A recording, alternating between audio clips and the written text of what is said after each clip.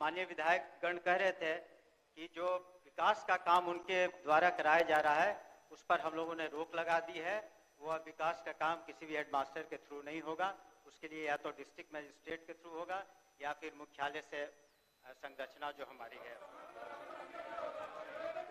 उस पर भी आप बोलने दीजिए। माननीय, जहां तक उस पर हम आएंगे,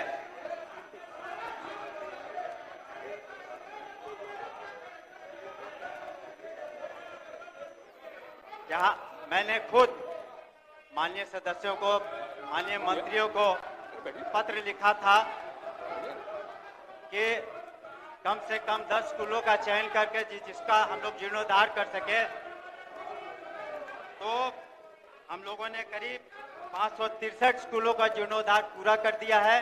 जो माननीय 160 सदस्यों ने अपनी जो सूची भेजी थी उसमें से 563 पूरे हो गए हैं। शेष हम लोग अगले 3 महीने में पूरा कर देंगे।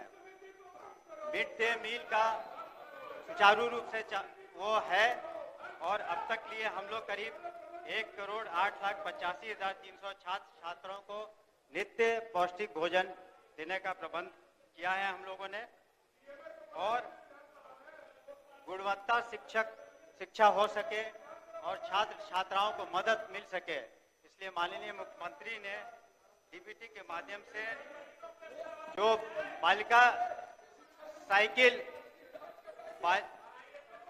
उस पर भी आऊंगा। मंत्री जी इधर देखिए, बोलिए मंत्री जी। बालिका जो साइकिल योजना है, पिछले वर्ष 7,59,000 करीब 337 करोड़ 95 लाख रुपए दे गए 7,59,000 छात्र छात्राओं को। यहाँ पर एक बात मैं कहना चाहूंगा जो शायद बहुत कम लोगों को पता है। यहाँ पर अमेरिका के एक प्रोफेसर ने, अमेरिका के एक प्रोफेसर ने यहाँ पर बिहार में एक स्टडी किया कि साइकिल योजना जो माननीय मुख्यमंत्री जी ने शुरू की उसका क्या सकारात्मक प्रभाव उन पर पड़ता है अटेंडेंस के टर्म्स में या फिर वो उनके एम्पावरमेंट पे, सशक्तिकरण में।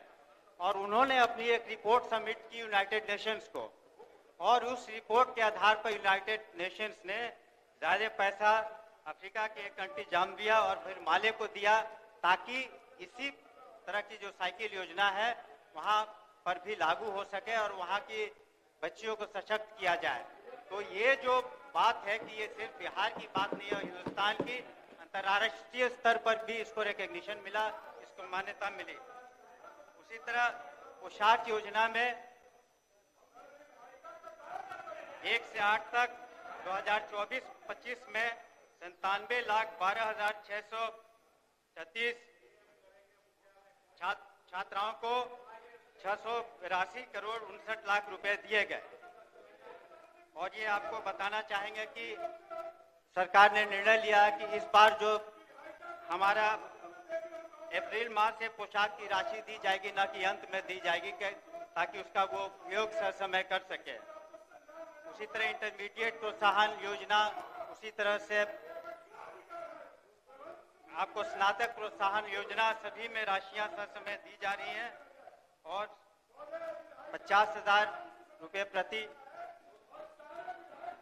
हम लोगों ने टेक्निकल एजुकेशन पर भी जोर दिया है और सदन को हम बताना चाहेंगे कि कक्षा 6, 7, 8 मिला के करीब 29,000 स्कूल होते हैं हमारे, और निश्चित रूप से इस वित्तीय वर्ष में उन 29,000 स्कूलों में हम लोग कंप्यूटर, डेस्कटॉप कंप्यूटर देंगे ताकि शुरू से ही सरकारी स्कूल में कंप्यूटर की पढ़ाई बच्चों को हो सके।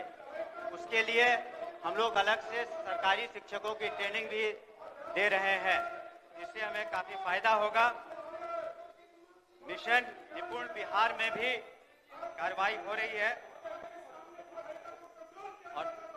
और सभी लोग, सभी माननीय सदस्य इस बात को मानेंगे कि ई शिक्षा कोष पर जो पोर्टल है, जिसके कारण जो अटेंडेंस है शिक्षकों का बहुत अच्छा हुआ है शिक्षक अब स्कूल आ रहे हैं, इसका फीडबैक हम लोगों ने हर तरीके से लिया है और जहां पर स्मार्ट क्लासेस बने हैं या कंप्यूटर लैब्स बने हैं उसमें और बढ़ोतरी हम लोग आने वाले समय में करेंगे। हम लोग ने ये भी देखा कि जो व्यवहारिकता है शिक्षा के क्षेत्र में, हम लोगों ने कहा है कि जो पहले हर माह शिक्षाएं होती थी उसको त्रैमासिक कर दिया है ताकि 3 महीने में एक बार शिक्षा हो सके, फिर वार्षिक शिक्षा हो पाएगी। उसी तरह से ग्रीष्मकाल में जो अतिरिक्त क्लासेस होते थे उससे बच्चों को कुछ कठिनाइयां थी, उससे फायदे जरूर थे, तो उसको भी हम लोग तत्काल उस पर हमने स्थगित कर दिया है। सदन को बताना चाहेंगे कि जब तक लिए जो हमारे इतने शिक्षक हुए हैं इनकी ट्रेनिंग अगर सही तरीके से नहीं होती है तब तक लिए उनका पूरी तरीके से उपयोग नहीं कर पाएंगे। इस वजह से हम लोगों ने निर्णय लिया है कि SCERT के माध्यम से वहाँ के डायरेक्टर से वहाँ जाकर हमने मीटिंग की कि साल में कम से कम 2 बार 1-1 सप्ताह के लिए सभी शिक्षकों का हम लोग ट्रेनिंग करेंगे ताकि वो बच्चों को ठीक से पढ़ा सके।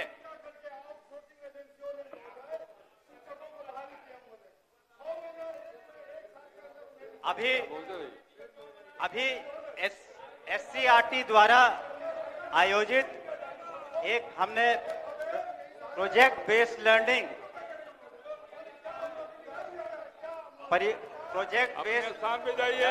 के बारे में जाकर के देखा और प्रोजेक्ट बेस्ड लर्निंग में किस तरीके से मैथमेटिक्स और साइंस से बच्चे अवगत हैं, उन लोगों ने प्रोजेक्ट बनाया था।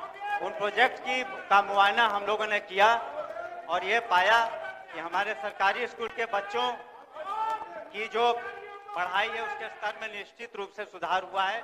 वो प्रोजेक्ट बेस्ड लर्निंग पर्यावरण से भी संबंधित है, साइंस से भी संबंधित है, आर्ट से भी संबंधित है। माननीय सदस्य महोदय,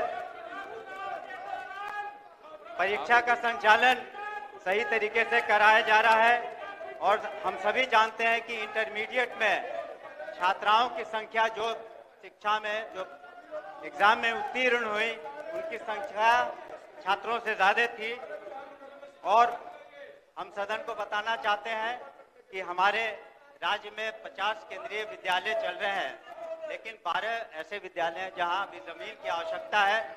उनको हम लोग निःशुल्क जमीन देंगे ताकि उन 12 जगहों पर भी केंद्रीय विद्यालयों की स्थापना हो जाए।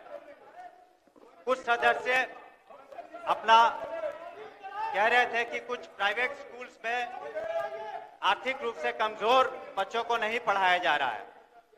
हम लोगों ने आधार सीडिंग शुरू किया है ताकि सरकारी स्कूल में भी जो बच्चे पढ़ रहे हैं उन्हें आधार के पर हम पता कर सकें कि कितने बच्चे इस स्कूल में हैं और सरकारी स्कूल में कितने हैं और प्राइवेट स्कूल में कितने हैं, ताकि किसी तरह का डुप्लीकेशन नहीं हो। इसलिए हम लोगों ने ये व्यवस्था की है और हमें ये बताते हुए संतोष हो रहा है कि सरकारी स्कूल में जो आधार सीडिंग हम लोगों ने शुरू की है 1,55,00,000 छात्र छात्राओं की आधार सीडिंग हम लोगों ने कर ली है। उसी तरह से प्राइवेट स्कूल में जो हमारे गरीब बच्चे हैं उनकी भी आधार सीडिंग में हम लगे हुए हैं। इस तरीके से हमने देखा कि स्कूली शिक्षा में उत्तरोत्तर वृद्धि हो रही है, संसाधन हो या शिक्षकों की नियुक्ति हो। हम अगर उच्च शिक्षा की बात करते हैं तो वर्ष 2005 में करीब 1500 करोड़ के बजट हुआ करते थे और वर्तमान वित्तीय वर्ष में 5,884 करोड़ 82 लाख की राशि उपलब्ध कराएगी। और हम ये भी बताना चाहेंगे सदन को महोदय कि मात्र 3 राज्य ऐसे हैं पूरे हिंदुस्तान में जो उच्च शिक्षा में इससे ज्यादा बजट देते हैं उच्च शैक्षणिक संस्थानों को। इसलिए वो मात्र 6 यूनिवर्सिटी की बात कर रहे थे। आज हमारे पास राजकीय विश्वविद्यालयों की संख्या 15 है और 8 निजी विश्वविद्यालय हैं। उसमें आर्यभट्ट तरह का भी एक बहुत ही नवनीतम किस्म का विश्वविद्यालय है जहां नैनो टेक्नोलॉजी इत्यादि की शोध हो रहा है। मुख्यमंत्री जी ने अपने प्रगति यात्रा में घोषणा की थी 9 डिग्री कॉलेजों की, उसके बारे में भी सारी कार्रवाई पूरी कर ली है, कैबिनेट का भी डिसीजन उसमें हो चुका है। और बजट घोषणा में 358 प्रखंडों में जो डिग्री महाविद्यालय स्थापित करने की योजना ये बिल्कुल स्वागत योग्य है और शिक्षा